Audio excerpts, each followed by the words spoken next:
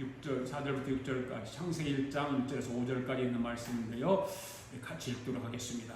시작. 그 중에 이 세상에 신이 믿지 아니하는 자들의 마음을 혼미케 하여 그리스도의 영광의 복음의 광채가 비치지 못하게 하미니 그리스도는 하나님의 형상이라. 우리는 우리를 전파하는 것이 아니라 오직 그리스도 예수 주 되신 것과 또 예수를 위하여 우리가 너희의 종된 것을 전파함이라. 어두운 데 빛이 비치라 말씀하셨던 그 하나님께서 예수 그리스도의 얼굴에 있는 하나님의 영광을 아는 빛을 우리 마음에 비추셨느니라. 창세기 1장입니다. 태초에 하나님이 천지를 창조하시니라. 땅이 혼돈하고 공허하며 흑암이 깊음이 있고 하나님의 영은 수면 위에 운행하시니라. 하나님이 이르시되 빛이 있으라 하시니 빛이 있었고 하나님이 빛이 하나님 보시기에 좋았더라. 하나님 빛과 어둠을 나누사 하나님 빛을 낮이라 부르시고 어둠을 밤이라 부르시니라. 저녁이 되고 아침이 되니 이는 첫째 날이니라. 아멘. 기도하겠습니다. 살아계신 하나님 아버지, 은혜와 사랑을 참으로 감사드립니다. 하나님께서 우리를 이 세상에 태어나게 하시고 이 세상에서는 비밀로 감추어뒀던 것을 우리에게는 비밀로 감추어두지 않으시고 아낌없이 활짝 열어주셔서 예수 그리스도를 알게 하시고 구원받게 하시고 천국 소망을 가질 수 있도록 은혜를 베풀어 주셨음을 감사드립니다. 그것만 해도 감사한데 저희들을 복음의 일꾼으로 삼아주심을 감사드립니다. 우리 남은 생에 복음을 위해 목숨 걸고 살아가도록 은혜와 은총을 더하여 주시옵소서. 주님께서 수시는 사명을 생각하지 못하고 덥석 받았지만 막상 이 사명을 감당하기에는 너무나 부족하고 우리에게는 힘이 없음을 알게 되었습니다. 그렇지만 하나님, 주님께서 세워주셨으니 불러주신 주님의 기대에 어긋나지 않도록 말씀을 잘 배워서 남은 생에 주님을 위해 후회함 없이 맡겨주신 사명을 잘 감당하고 하늘나라 갈 수 있도록 이 시간 성령님 능력을 부어 주시옵소서. 무엇보다도 우리가 주의 일을 행할 때 힘이 되고 능력이 되는 하나님의 말씀을 열어 주시옵소서. 오늘도 하나님 아버지 기도합니다. 말씀 가운데 몸이 아픈 성도들 우리 주 예수 그리스도의 이름으로 치유받기를 사모합니다.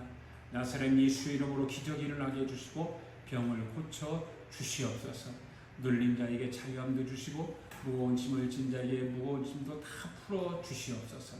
또한 회개하지 못한 자들에게 있습니까? 회개의 영을 허락하시고 깨닫지 못하는 자들에게는 깨달음의 영으로, 지혜가 부족한 자들에게는 지혜의 영으로, 문제를 안고 몸부림치는 자들에게는 문제를 해결하는 영으로 성령 하나님께서 이 자리에 채워주셔서 모든 예배자들이 주님 앞에 예배하는 이 시간이 실감날 수 있도록 우리를 축복하여 주시옵소서.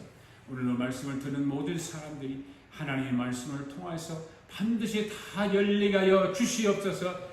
넘치는 은혜가 부어지게 하여 주시옵소서. 감사드리며 예수님의 이름으로 기도하옵나이다. 아멘. 오늘도 함께 우리 같이 고백하며 다짐합시다. 시작. 나는 성경에 기록된 말씀이 하나님의 말씀인 것을 믿습니다.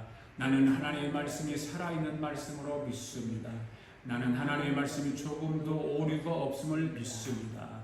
오늘도 하나님의 말씀을 배우면서 그 말씀을 깊이 묵상하고 마음에 받아들여 꼭 변화되기를 고백하며 이제 절대로 흑폐되지 않고 불멸하고 영원한 하나님의 말씀을 듣게 될 것인데 하나님의 말씀을 통하여 반드시 내 삶이 변화될 것을 예수님의 이름으로 고백하며 다짐합니다.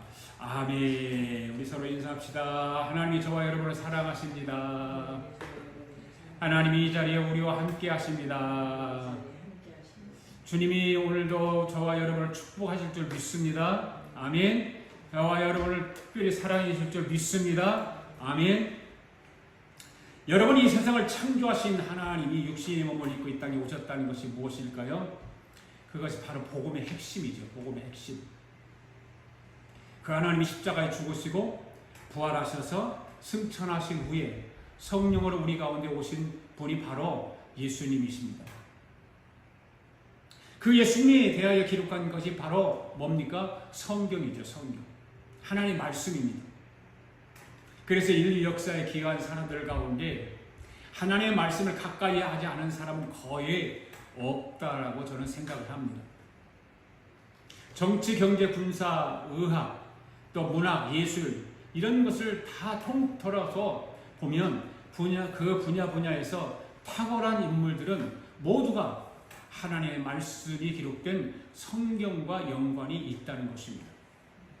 정치를 말하면 미국의 유명한 초대 대통령 조지 워싱턴, 토마스 제퍼슨, 아브라함 링컨, 로널드 레이건, 지미 카터 이런 대통령들은 정말 하나님의 말씀이 기록된 성경과 아주 깊은 연관을 가지고 있죠.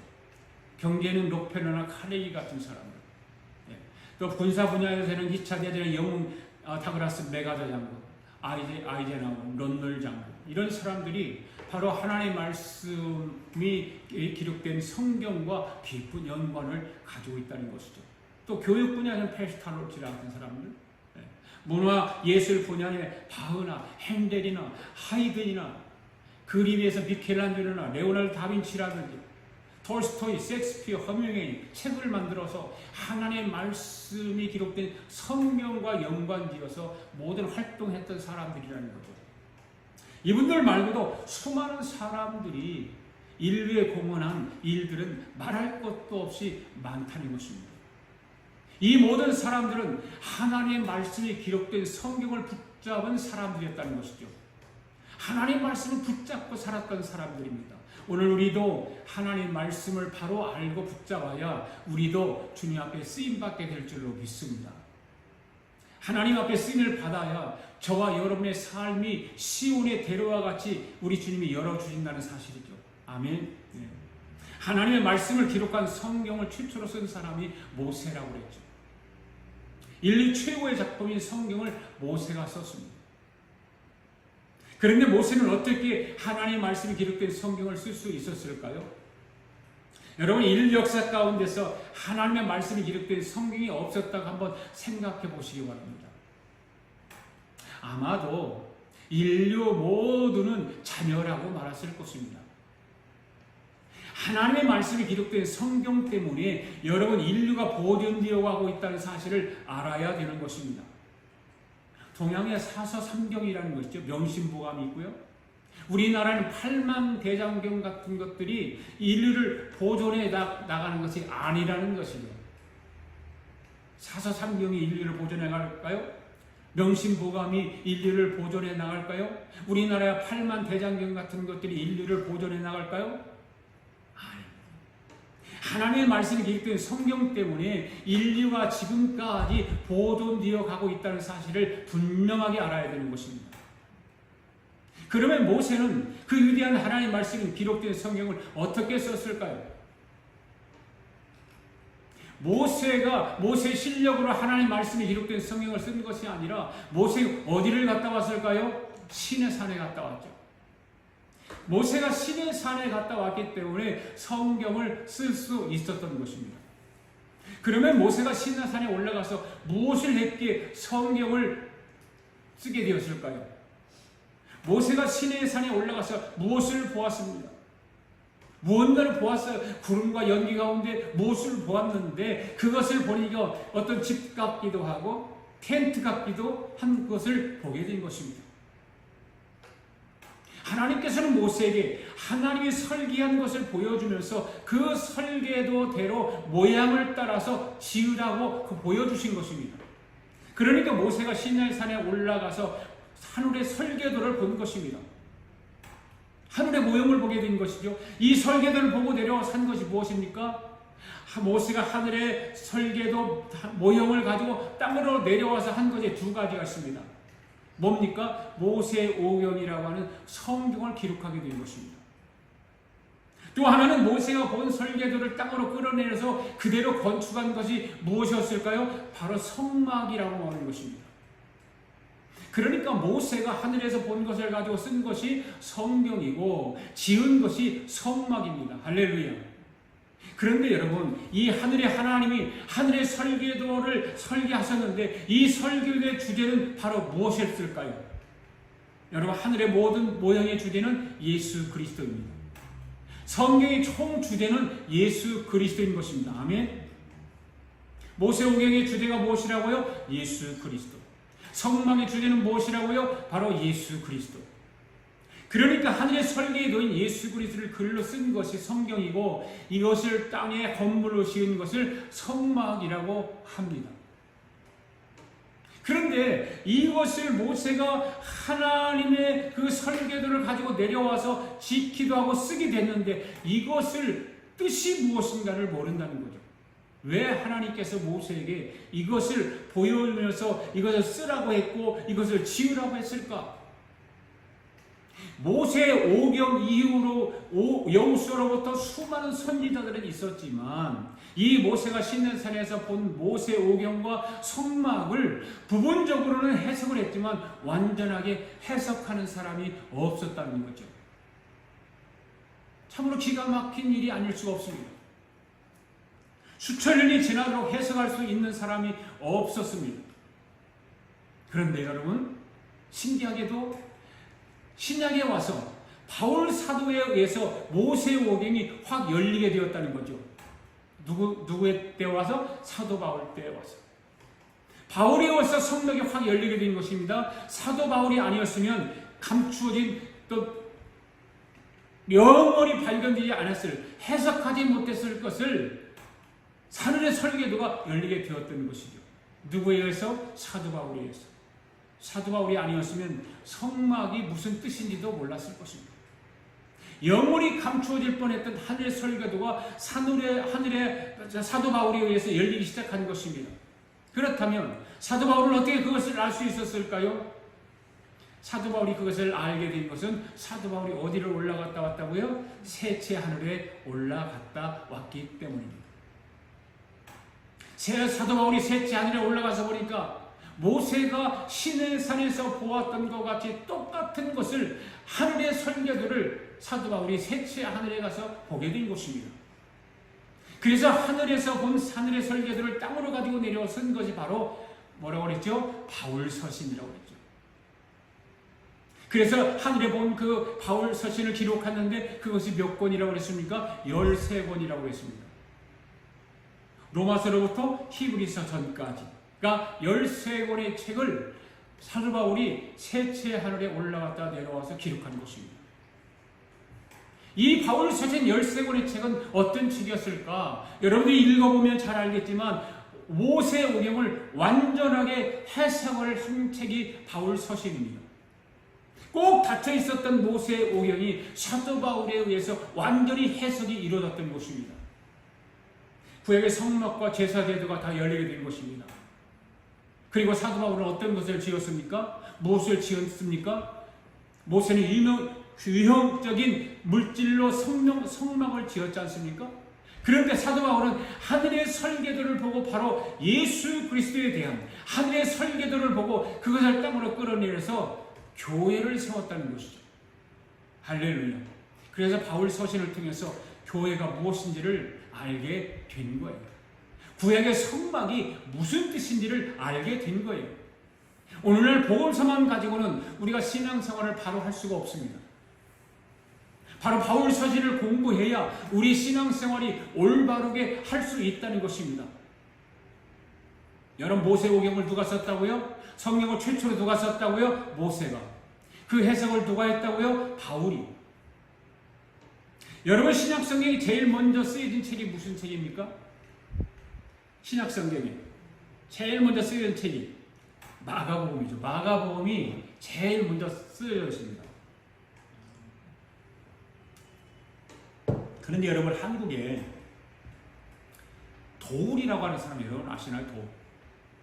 EBS에서 교육방송 강의하고 그런 사람인데, 이 하버드에서 이분이 동양 철학 박사학위를 공부한 사람이잖아요. 그래, 이 사람이요, 일어나게 한국신학대학교 석좌 교수라고 하는 거예요. 이 사람이 마가복음을 가르치는 것을 유튜브를 통해서 보면 기가 막힌 말들을 해요. 자기 멋대로 말을 하는 거예요. 어떻게 그런 사람을 한신대에서 교수로 채용했는지 참 한신대도 한심하죠. 물론 한신대는 그쪽에 이면적으로 갈라져 있는 그런 대학들이 신학교이기 때문에 그럴 수밖에 없겠죠. 여러분도 한번 유튜브에 가서 이 돌이라고 하는 사람이 강의하는 걸 한번 들어보세요. 어떻게 그런 사람이 신학의 석자교수가 되었는가? 이 사람이 강의를 하면 기독교는 골칫덩어리라고 말을 하거든요. 기독교는 골칫덩어리. 그러니까 우리나라 건국한 초대 대통령이 이승만이 이 새끼라고 하죠. 새끼라고 해요. 이 새끼, 저 새끼. 그러고 동작동의 국립묘지 안장되어 있는 이승만 대통령의 묘지에 판에서 한강물에 던져 산다라고 이런 막말을 막 해요. 어때 우리나라 국민이 그런 말을 할 수 있을까? 또라이 같은 사람이죠. 이 사람을 공부를 많이 해서 똑똑하기는 한데 가끔 거짓말도 잘해요. 왜? 공자, 맹자, 순자, 노자 이런 동양 철학을 공부했기 때문에 한국에는 그만한 석학이 없으니까 KBS나 또 EBS나 이런 방송에서 강의를 하다가 동양 철학을 공부했으니까 한문을 많이 쓰거든요. 한문을 막 갈게 쓰는 거예요. 그래 칠판에다 한문을 막 흐려서 쓰면 그 보는 사람들이 알 수 있을까요? 몰라요. 무슨 말인지, 무슨 뜻인지, 무슨 자를 쓰는지. 그것이 가짜인지 진짜인지 모르고 도리가 쓰면 그냥 고개만 무지거려 끄덕끄덕하고 진짜로 알아듣는 거죠. 그런데 이것을 일본에서 어느 교수가 도리가 한국에서 사기를 치고 강의하는 걸 보니까 사기치고 있는 거예요. 그래서 일본 교수가 그걸 잡아내요. 지금 도리가 강의하는 저 말은 노자책에 보면 없다는 거예요. 그런데 거기에 기록되었다고 거짓말하고 사기를 치면서 강의를 하는 거예요. 그래서 일본의 교수가 한국에 와서 도리가 사기치고 있는 곳을 덮쳐버려요. 그래가지고 도리가 방송을 하다 말고 도망쳤다잖아요. 얼마나 창피한 일입니까? 나라 망신이고요. 그런데 1년 동안 도망가고 있다가 문재인 때 다시 돌아와서 문재인 정부 문재인이가 대통령이 되고 나서 다시 돌아와서 좌파 방송을 하고 있었던 거죠. EBS에서. 그래서 뭐 학생들에게 완전히 좌파 교육을 시켜버렸던 거죠. 오늘 저와 여러분은 도리같이 공부는 많이 못했지만 주님께서 특별 은총을 베풀어 주셔서 헛소리하지 않고 주는 그리스도이시오 살아계신 하나님의 아들입니다라고 고백할 수 있음에 감사해야 될 줄로 믿습니다. 이렇게 고백할 수 있는 것은 하나님의 특별한 은총 때문인 것입니다. 할렐루야. 그러니까 이 바울 서신은 모세가 시내산에서 올라가서 하늘의 집을 보고 내려와서 모세가 기록한 모세오경을 해석한 책이 바로 바울 서신인 것입니다. 그런데 여러분 보십시오. 하늘의 모형을 모세에게만 보여준 것이 아닙니다. 그것을 시대적으로 대표적으로 사람들에게 가끔 보여주었죠. 모세에게 보여줬고 사도 바울에게 보여줬고 그 다음에 그 전에 구약에서 아브라함에게도 보여주었죠. 아브라함에게는 무엇을 보여줬을까? 성을 보여줬어요. 성을. 그 성이 바로 살렘성이에요. 모세에게는 무엇으로 보여줬을까요? 모세에게는 장막으로 보여줬어요. 바울에게는 무엇을 보여줬습니까? 교회로 보내줬어요. 그러면 아브라함에게는 무엇으로 보여줬다고요? 살렘성으로. 다윗도 마찬가지예요. 다윗도 하늘의 설계대로 보았습니다. 그리고 그 본 것을 이 땅에 구축을 한 것이 바로 예루살렘 성입니다. 여러분, 예루살렘 성은 지금 이스라엘에 세워진 그 예루살렘 땅에 만들어진 것이 아닙니다. 하늘에서 내려온 거예요. 하늘의 성이 이 땅으로 내려온 거예요. 이 통로로 쓰임받은 사람들과 같이 저와 여러분들도 그 통로로 쓰임받기를 바랍니다. 하늘의 설계들을 통해서 이루는 일을 줄을 서는 자들이 복 있는 사람들로 믿습니다. 우리 아가페교회 성도들과 오늘 영상으로 예배에 참여하는 모든 성도들은 이런 복을 받는 성도들이 되기를 바랍니다. 여러분, 모세, 아브라함, 다윗, 사도 바울과 같이 이 시대마다 하늘의 설계도를 땅으로 가지고 내려와서 이룬 사람들이 있습니다. 그런데 하늘의 설계도를 완성한 사람이 있습니다. 누굴까요? 바로 사도 요한입니다. 여러분, 사도 요한이 말하는 완성된 계시를 뭐라고 말을 했는지 아십니까? 아브라함이 말한 살렘성과 다윗이 말한 예루살렘성이 아니라 사도 요한이 말한 완성 계시는 바로 거룩한 성 새 예루살렘이라고 불렀다는 것입니다. 할렐루야. 이 모든 것의 주제는 뭐라고 그랬죠? 예수 그리스도. 그래서 세상 마지막에는 하늘의 새 예루살렘이 예수 그리스도를 통해서 이루어지는 것입니다. 믿습니까? 우리가 다니엘서를 통해서 공부를 했듯이 동상의 계시나 짐승의 계시나 72일의 계시 마지막에는 예수 그리스도의 나라가 이루어진다는 것을 우리가 배웠지 않습니까? 세상 마지막에는 하늘의 예루살렘도 예수 그리스도를 통해서 이루어진다는 사실을 믿습니다. 할렐루야. 오늘 수많은 사람들이 하나님의 말씀을 접근할 때 인간의 이성으로 접근을 하니까 성경이 보이지 않는 것입니다.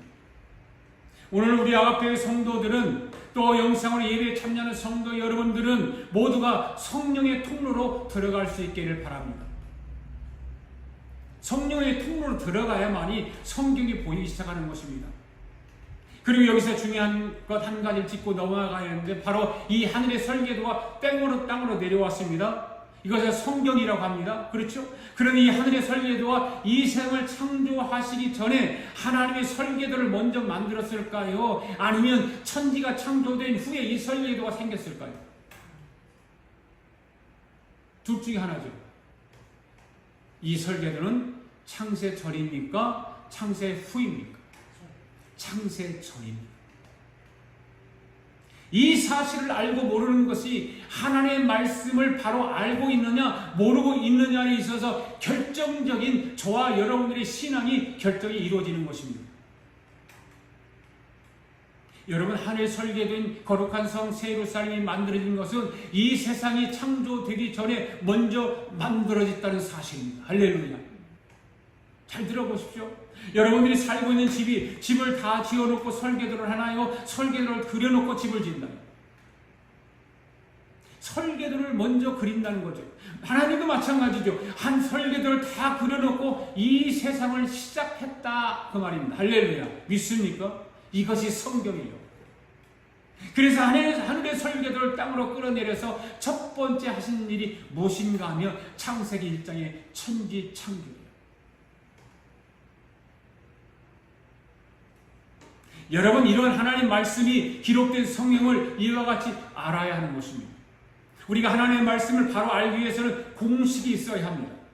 수학 문제를 풀어가기 위해서는 공식이 있듯이 하나님의 말씀을 바로 알기 위해서는 공식이 있어야 하나님의 말씀의 깊이를 알 수 있는 것입니다. 제가 설명하는 이 구조를 잘 알아야 하는 것입니다. 다시 한번 기억합시다. 이 설계도가 창조 전일까요? 후일까요? 창조 전입니다. 이것이 정리가 바로 되어야 우리가 영적 싸움에서 이길 수 있는 것입니다. 이제 창세기 1장의 말씀으로 들어갈 텐데 이제 여러분들이 창세기 1장의 말씀을 들으실 때에 이제 이해가 가게 될 거라고 말해요. 이 구도가 여러분 생각 속에 완전하게 자리를 잡고 하나님의 말씀을 대하면 하나님의 말씀이 보이게 되는 거예요. 우리 아가페 성도들과 영상으로 예배에 참여한 모든 성도들은 하나님의 말씀이 다 열리게 되기를 바랍니다. 그러면 이것이 바울이 최초로 알아냈다는 데가 어디일까라고 합니다. 성경이 어디에서 나올까? 고린도후서 오늘 본문이 읽었죠? 한번 다시 한번 4절, 5절, 6절을 읽겠습니다. 시작. 그 중에 이 세상의 신이 믿지 아니하는 자들의 마음을 혼미케 하여 그리스도의 영광의 복음의 광채가 비치지 못하게 하니 그리스도는 하나님의 형상이라. 우리는 우리를 전파하는 것이 아니라 오직 그리스도 예수 주되신 것과 또 예수를 위하여 우리가 너희의 종된 것을 전파함이라. 어두운 데 빛이 빛이라 말씀하셨던 그 하나님께서 예수 그리스도의 얼굴에 있는 하나님의 영광을 아는 빛을 우리 마음에 비추셨느니라. 6절을 잘 보십시오. 어두운 데서 빛이 있으라. 여러분, 어두운 데서 빛이 있으라 한 때가 언제일까요? 창세기 1장이죠. 시작. 태초 하나님이 천지를 창조하시니라. 땅이 혼돈하고 공함이요 흑암이 깊음이 있고 하나님의 영은 수면 위에 운행하시니라. 하나님이 이르시되 빛이 있으라 하시니 빛이 있었고. 그러니까 고린도 후서 4장 6절에서 말씀하시는 어두운 데서 빛이 있으라. 이 어두운 데 빛이 있을 때가 언제냐? 창세기 1장이죠. 태초에 하나님이 천지를 창조하실 때 땅이 어떻게 됐다? 혼돈하고 공허하며 흑암이 깊음 위에 있을 때. 이 말씀을 사도 바울이 알게 된 거예요. 그렇죠? 어두운 데서 빛이 비치라. 이 빛은 어느 빛을 말하는 거냐면 태양과 별과 달빛을 말하는 것일까요? 아니에요. 분명히 알아야 돼요. 그러니까 창세기 1장 1절부터 3절까지 있는 말씀을 보면 그 해석이 고린도후서 4장 4절, 5절, 6절에 해석을 했다는 거죠. 그 태양이 아니에요. 달빛이 아니에요. 별빛이 아니에요. 그 태양과 달빛과 별빛의 등장은 언제 이루어집니까? 넷째 날에 이루어져요. 그러면 창세기 1장 1절에 나온 빛은 어떤 빛을 말하는 것일까요? 어떤 물리적인 빛이 아니에요. 지금 여러분 창문으로 지금 비춰지는 그 빛, 물리적인 빛이 아니에요. 이 빛은 어디 가서 우리는 성경을 찾아보아야 되냐면 요한복음 1장에 가서 보아야 확실하게 알 수 있어요. 요한복음 1장 1절부터 5절까지 있습니다. 시작. 태초에 말씀이 계시니라. 이 말씀이 하나님과 함께 계셨으니 이 말씀은 곧 하나님이시니라. 그가 태초에 하나님과 함께 계셨고 만물이 그로 말미암아 지은 바 되었으니 지은 것이 하나도 그가 없이는 되는 것이 없느니라. 그 안에 생명이 있었으니 이 생명은 사람들이 빛이라. 빛이 어둠에 비추되 어둠에 깨닫지 못하더라. 바로 이 빛이에요. 이 빛. 그러니까 창세기 1장에서 천지 창조의 첫째 날의 빛이라는 말씀을 이해를 하려면 요한복음 1장을 보아야 확실하게 알 수 있습니다. 아멘. 바로 요한복음 1장을 연결해야 이 말이 무슨 뜻인지를 알 수가 있다는 것입니다. 그러면 여기서 빛이 있으라는 무슨 말인가? 이 빛이 있으라는 무슨 말인가? 천지를 창조하신 하나님이 사람의 육체의 옷을 입고 이 땅에 온다는 것이 빛이 있으라라고 하는 거죠. 이해가 되세요? 그러니까 빛이 있으라고 하는 말은 하늘의 빛을 말하는 것이 아니라 예수님이 이 땅에 오신다고 하는 것입니다. 이 말을 바로 빛이 있으라. 이것이 복음의 첫 번째 단추, 첫 단추. 이 첫 단추를 잘 끼워야 복음을 완전하게 알 수 있는 것입니다. 그래서 사도 바울은 창세기 1장의 빛을 고린도후서 4장 6절에서 정확하게 해석을 하고 있는 거예요. 자, 다시 한번 고린도후서 4장 6절 말씀 시작. 어두운 데 빛이라 말씀하셨던 그 하나님께서 예수 그리스도의 얼굴에 있는 하나님의 영광을 아는 빛을 우리 마음에 비추셨느니라. 여러분 여기서 어두운 데서 빛이 있으라가 언제를 말하는 것일까요? 바로 창세기 1장 첫째 날을 말하고 있는 것입니다. 그렇기 때문에 그렇게 말씀하시는 하나님께서 예수님의 영광을 아는 우리의 마음에 두셨다. 예수님의 영광을 아는 그것을 우리 마음에 두셨다. 예수 우리의 빛은 우리 마음에 비쳤다라고 말하고 있는 거예요. 빛이 있으라고 하는 그 말씀이 선포되어질 때에 우리 마음에 두셨다는 거죠. 우리 마음에 두고 그 말씀을 하셨다는 것이죠. 예수 그리스도가 이 땅에 영광으로 오신다고 하는 것을 우리 마음에 두셨다는 것이죠. 이 말은 하나님 7일 동안 천지를 창조를 통해서 무슨 말씀을 하시기를 원하시는가 하면 바로 예수 그리스도를 말씀을 하기를 원하시는 거예요.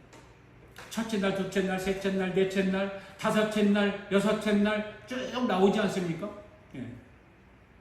그것을 왜 그렇게 창조를 통해서 무슨 말씀을 하시려고 하셨을까? 그냥 단순하게 만물을 창조하시고 짐승도 만들고 곤충도 만들고 꽃도 만들고 사람을 만들고 여러 가지 자연 활동을 만들기 위해서 천지를 창조하신 것이 아니라 그런 모든 것들 창조를 함으로 인해서 우리에게 예수 그리스도를 말씀하기 위해서 그걸 그렇게 하셨다는 거죠.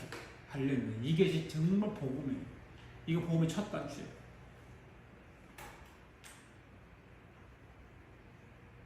성경은 하나님은요 성경 전체를 통해서 예수님을 말씀하시는 거예요. 요한복음 5장 39절에서 그런 말씀인데 여기다는 기록 안 해놨는데 거기서 그러잖아요. 예수 그리스도를 모든 성경에서 예수님을 말하고 있다라고 이렇게 말하고 있잖아요. 성경을 한번 봅시다. 하나님 천지를 창조 어떻게 하셨는가? 골로새서 1장에 있는 말씀 16장 17절 시작. 만물이 그에게서 창조되되 하늘과 땅에서 보이는 것들과 보이지 않는 것들과 흑암의 왕권들이나 주권들이나 통치자들이나 권세들이나 만물이 다 그로 말미암고 그를 위하여 창조되었고 또한 그가 만물보다 먼저 계시고 만물이 그 안에서 함께 계셨느니라. 할렐루야. 여러분, 하나님 천지를 창조하실 때 목적이 있었죠. 그 목적이 무엇입니까? 첫째로 그리스도를 위하여, 그리스도에 의하여, 그리스도의 것을. 이것이 하나님의 천지를 창조할 목적입니다. 골로새 1장에서 분명히 말하고 있지 않습니까? 그리스도를 위하여, 그리스도에 의하여, 그리스도의 것을. 그냥 하나님은 천지를 창조하신 것이 아니라는 거죠. 하나님이 왜 6일 동안 천지 창조하시기 7일째 안식을 하셨는가? 왜 7단계를 거쳐서 천지를 창조하셨을까? 더 길게 하실 수도 있고 더 짧게 하실 수도 있잖아요. 그냥 한 번에 다 할 수도 있잖아요. 그런데 이 모든 것을 하나님이 천지를 창조하신 목적은 뭐냐? 그리스도를 위하여, 그리스도에 의하여, 그리스도의 것이요. 이 말을 인용해서 많은 백성들로부터 칭송을 받았던 미국의 대통령이 누구일까요? 아브라함 링컨입니다. 아브라함 링컨 연설을 한번 인터넷 들어가서 한번 들어보세요. 뭐라고 말했습니까? 아브라함 링컨이 이런 말을 했죠. For the people, by the people, of the people. 바로 국민을 위하여, 국민에 의하여, 국민의 것으로라고 하는 뜻을 아브라함 링컨이 대중들을 모아놓고 연설한 그 연설입니다. 미국 역사상 가장 고통스러운 남북 전쟁을 감당해야 했던 링컨 대통령이 민주주의는 국민에 의해서 권력으로 나온다고 하는, 국민에게서 권력이 나온다고 하는 것을 잘 표현한 그 연설입니다. 이 연설이 그냥 나왔을까요? 이 아브라함 링컨은 하나님의 말씀이 기록된 성경을 통해서 많이 읽었고 들었고 또 읽었기 때문에 연설을 하는 가운데 하나님의 말씀이 저절로 튀어나오는 거예요. 성령께서 밀어주는 거예요. 그러니까 모세의 오경을 해석하기 위해서는 바울 서신으로 하지 않으면 해석이 불가능한 것입니다. 다시 정리합니다.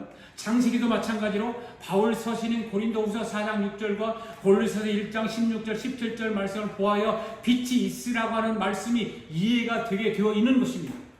그 말씀을 읽지 않으면 이해가 안 되는 것입니다. 왜 하나님께서 천지를 창조하셨을까? 왜 빛이 있으라고 말씀하셨을까?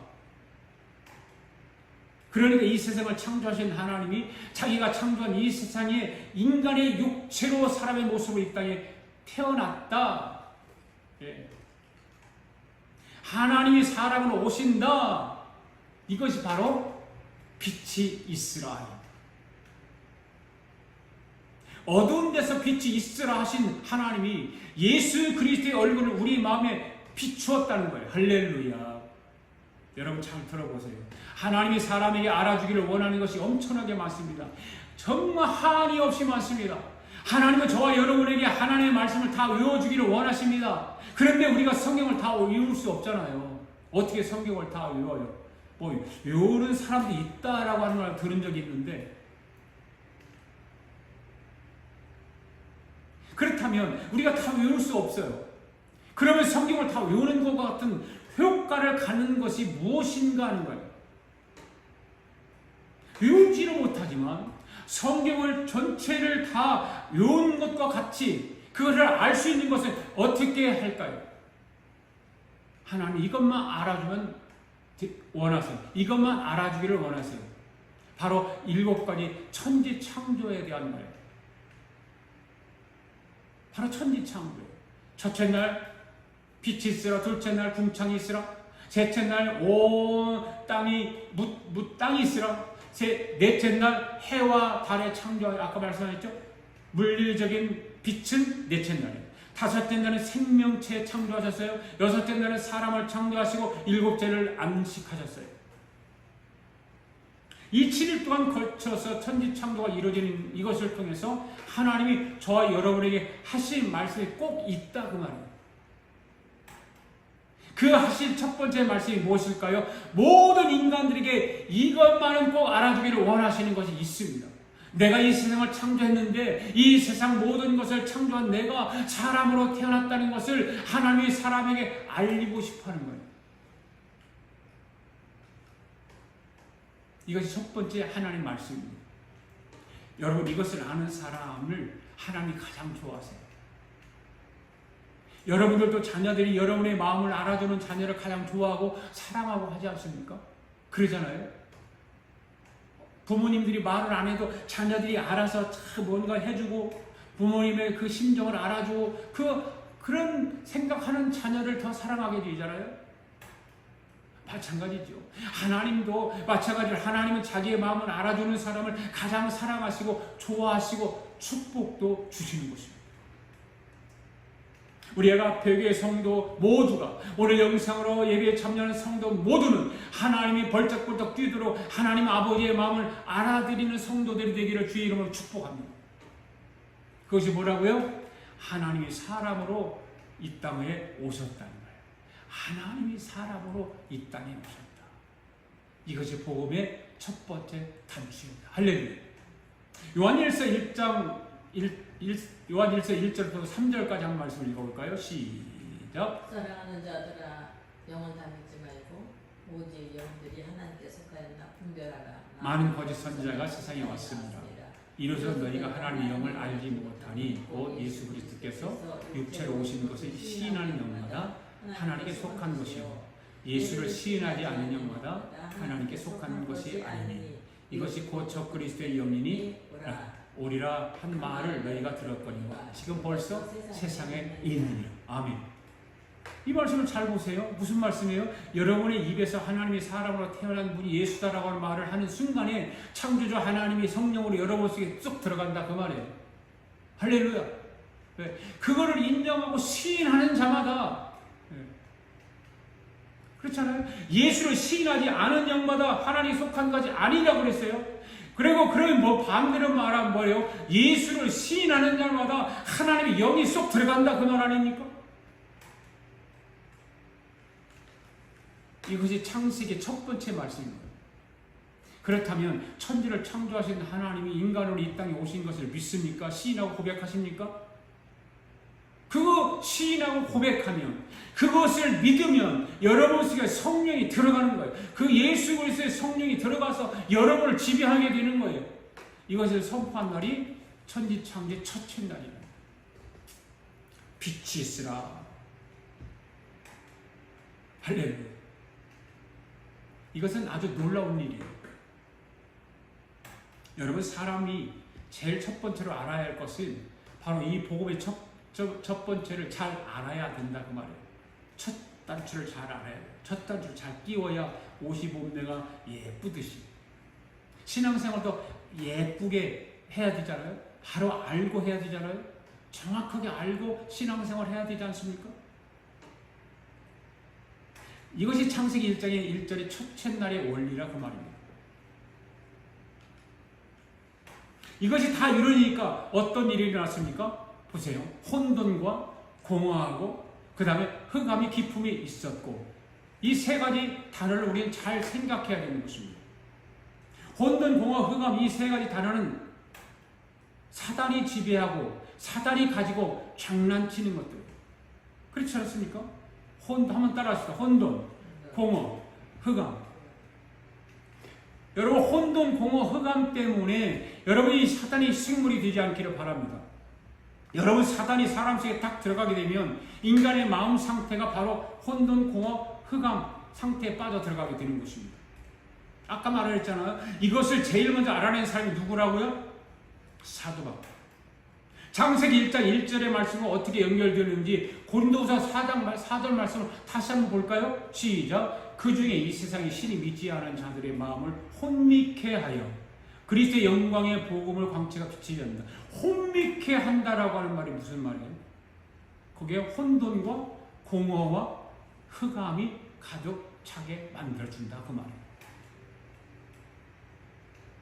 여러분, 세상의 신이 무엇입니까?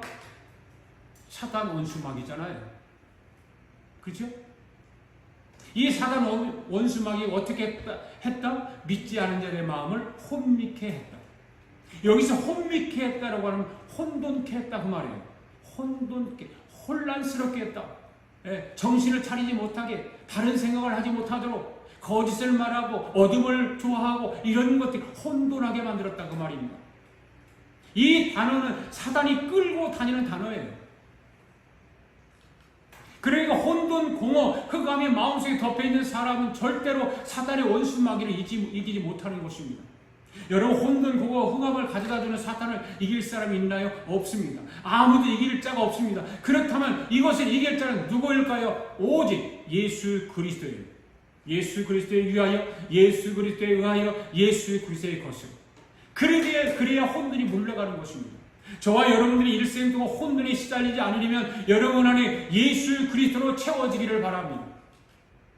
여러분 인간 속에는 어떤 사람들든지 그 속에는 혼돈, 공허, 흑암이 자리 잡고 그것을 짓누르고 있는 거예요.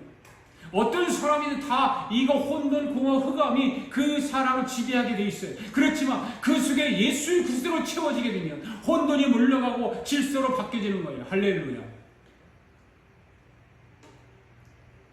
질서도 많잖아요. 질서도 얼마나 우리 가운데 많이 있어요. 가정의 질서, 그렇잖아요. 3대 질서가 가정의 질서, 교회의 질서, 세상의 질서, 사회의 질서 이런 거잖아요. 가정의 질서가 바로 잡힌 가정은 시끄러운 소리가 나지 않잖아요. 질서가 바로 서 있는 가정은 복잡하지 않습니다. 각자 위치에서 질서를 바로 지켜 살게 되어 있습니다. 혼잡하지 않습니다. 우리 아가페교회 성도들, 오늘 영상으로 예배 참여하는 성도 여러분들은 여러분들의 가정은 하나님의 질서 안에서 믿음으로 세워가는 가정들이 되기를 바랍니다. 교회도 세상도 마찬가지예요.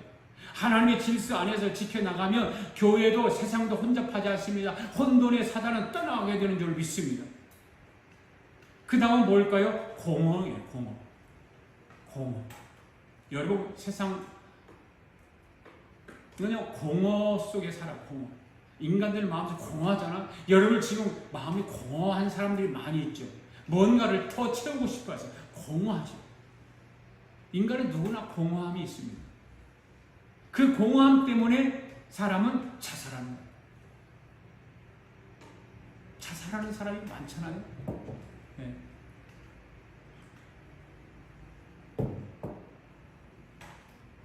우리나라 몇 년 전에 서울시장이 자살을 하고,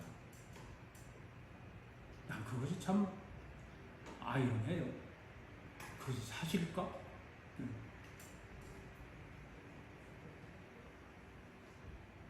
의심이 많이 가요. 우리나라에서 일어난 일이 지금 참으로 부끄러운 일이죠. 대통령 한 사람이 자살을 하고, 참 그래요.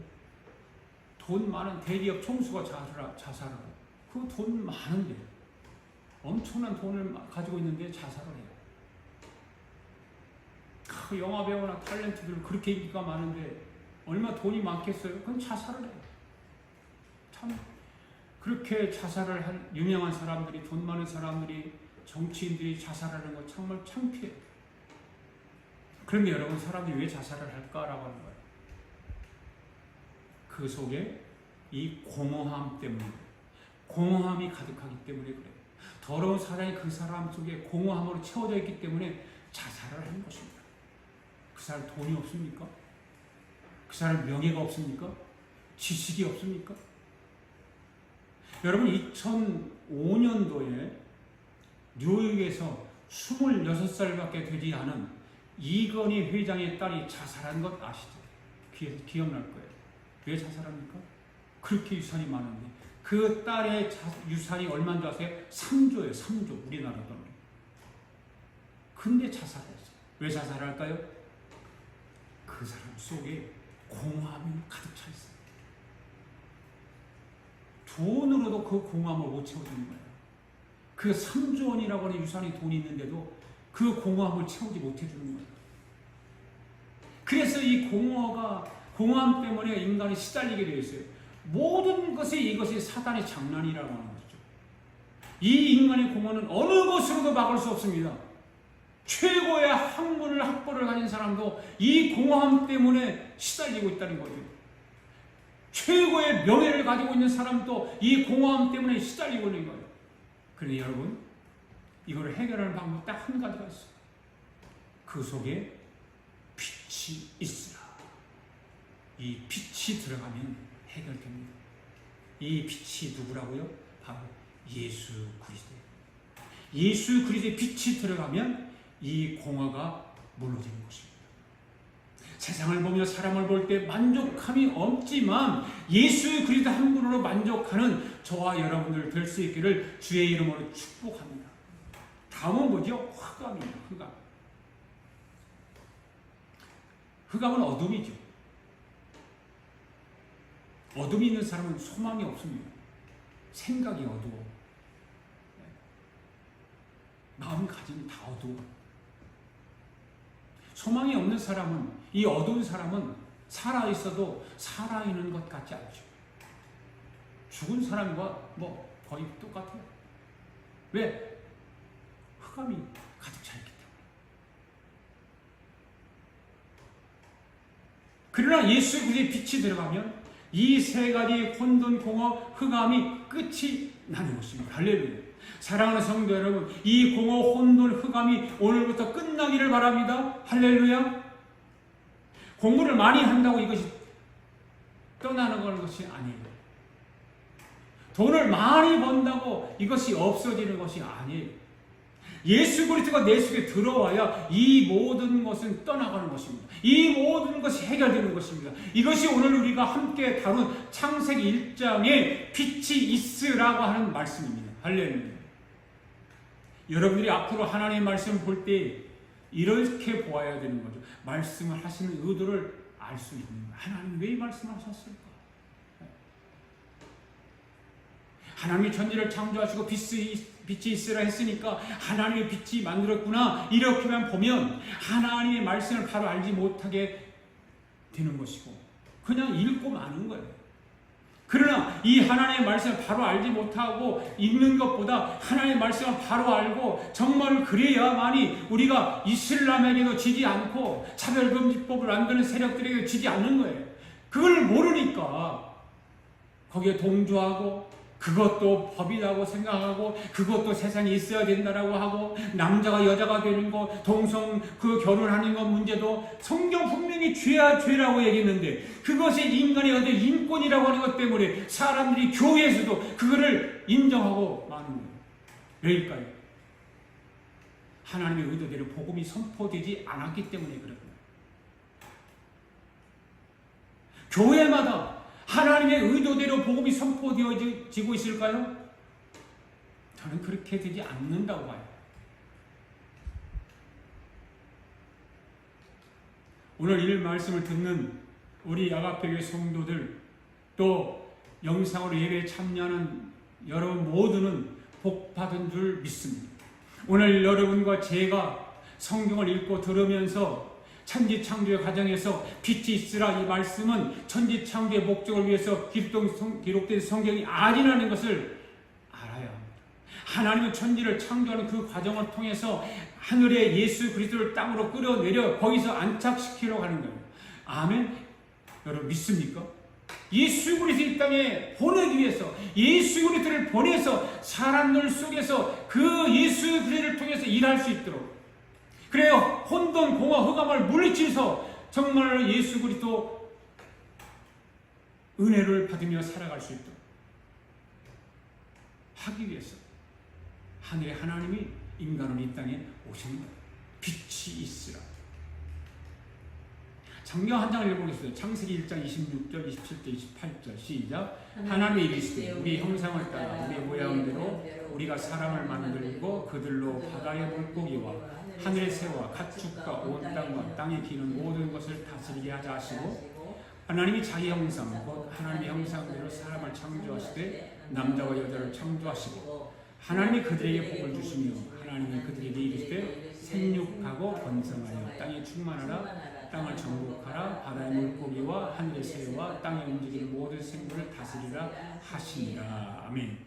28절 말씀을 잘 보시기 바랍니다. 하나님이 그들에게 무엇을 주시며?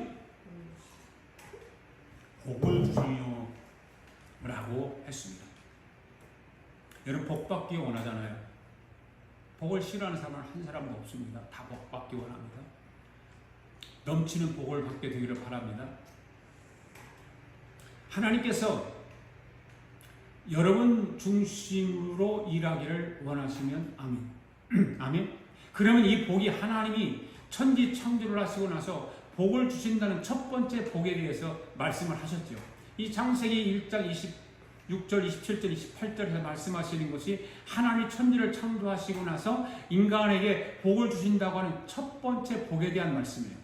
이 복 첫 번째 단어가 등장을 하는 거예요. 그렇다면 이 복의 통로는 어느 통로로 오느냐 그 말입니다. 오늘 이 말씀이 결론이에요. 이 복은 이렇게 되어 있죠. 하나님이 그들에게 복을 주시며 그들에게 이르시되 생육하고 번성하며 충만하라. 생육하라는 말은 무슨 말일까요? 아이를 많이 낳아라 그 말이에요. 여러분 남자와 여자가 결혼하면 어떻게 하라는 말입니까? 아이를 많이 낳아라 그 말이에요. 그러면 내가 복을 주겠다 그런 거예요. 그래 요즘 현대 젊은이들 보면 결혼도 안 하려고 그러고 결혼해도 애기 안 낳으려고 그러고 어저께 우리 조카를 만났어요. 애인이 생겨갖고 여자친구가 인사로 왔는데 애기 낳는 얘기를 했는데 자기는 애기 안 낳겠대요. 그 소리 깜짝 놀라서 충격받았어요. 요즘은 그런 세상이에요. 젊은이들이 결혼하면 애기 안 낳겠다는 거예요. 근데 여러분 성경은 분명히 그렇게 말하지 않아요. 아이를 낳는 것이 복이라는 거예요. 이 말씀을 따라서 20년 동안 모든 인류가 아이 낳는 것을 복이라고 하고 살았잖아요. 그렇습니다. 자녀를 많이 낳아서 키우는 것은 분명한 복이에요. 하나님의 복이에요.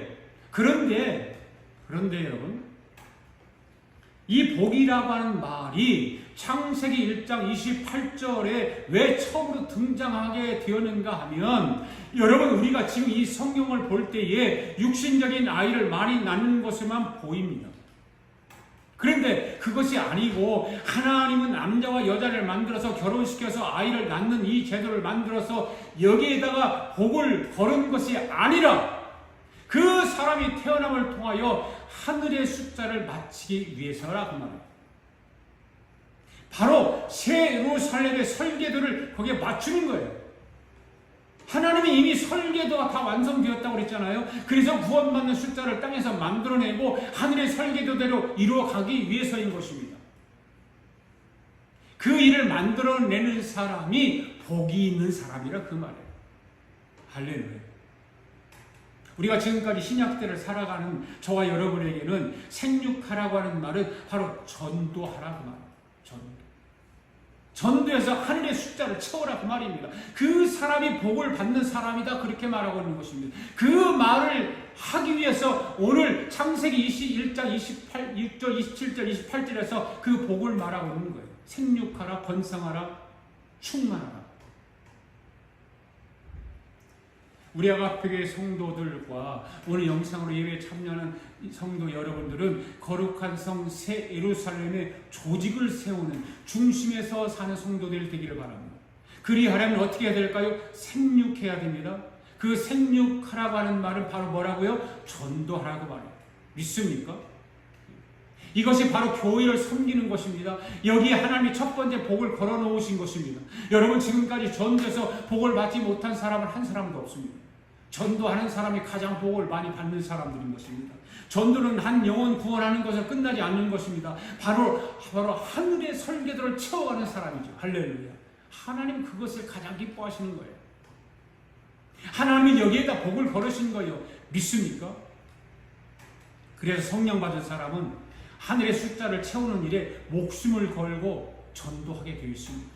여러분 하늘의 설계도의 숫자를 채우는 일에 목숨을 걸어야 되는 것입니다. 그리하면 하나님이 첫 번째로 복을 주시고자 약속하신 복이 임하게 될 줄로 믿습니다. 할렐루야.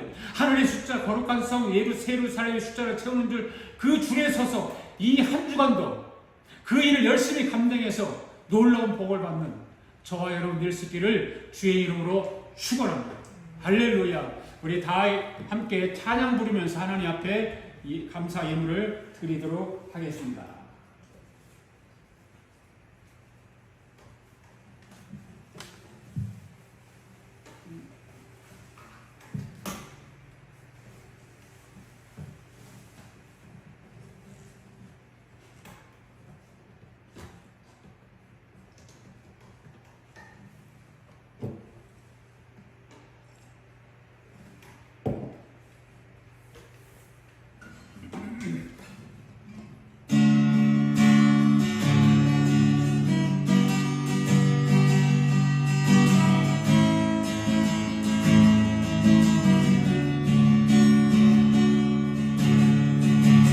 너의